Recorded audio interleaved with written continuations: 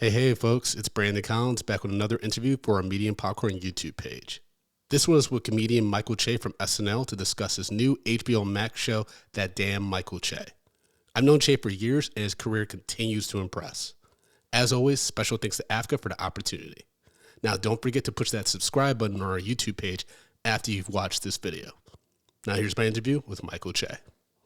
Hey, Che, Brandon Collins from Medium Popcorn Podcast. What's up, Brandon? How you doing, man? How you doing, man? Wanted to know, what having an HBO Max show, what does that mean to you when you look at your career as in its current state, where you started off hosting free shows in Greenpoint to now being a head writer at SNL? What does having an HBO Max show mean with that too?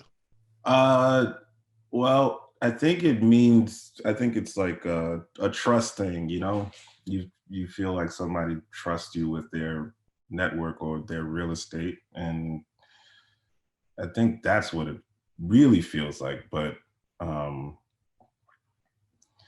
you kind of, you do comedy, you kind of never look at it as anything as an accomplishment. You always kind of look at it as like, well, it must not be that great if they're letting me do it. But I think the right answer is that it means that they like you, which I don't know how to appreciate.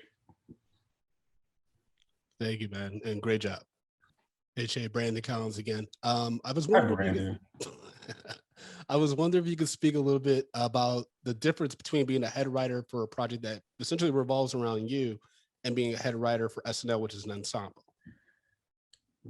Wow, that's a huge difference. It's the difference between cooking for yourself and cooking at a restaurant.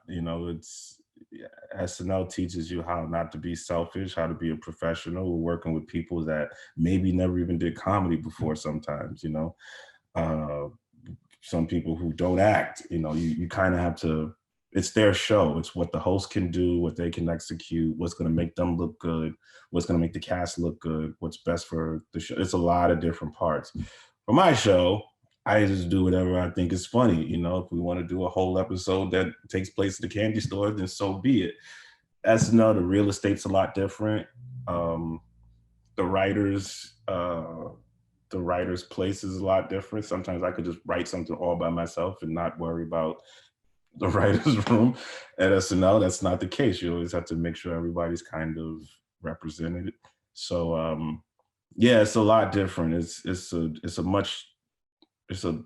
a bigger task to do something like that on SNL because there's a lot of moving parts that which is one of the cool things I like about SNL. It's variety in the purest sense of the word, in that one sketch, people will be like, well, SNL's supposed to be a liberal show. I can't believe they put this thing on. It's like, no, SNL's a variety show. It's supposed to have, some Harvard dude's perspective and some dude from the project's perspective and Leslie Jones' perspective and Keenan's perspective and Kate's perspective. It might all be different, And I think that's what makes it fun. That's why it's lasted so long, because it's not one person's voice. It's, as culture changes, the show changes, and there's errors that people like, and there's formulas that people like, and there's chemistry that people like, and that's why it is what it is. But for my show, it's me, and it's what I want to do, and it's a lot more selfish and a lot more self-indulgent, and that's fun too. But it's two completely different animals. Thank you.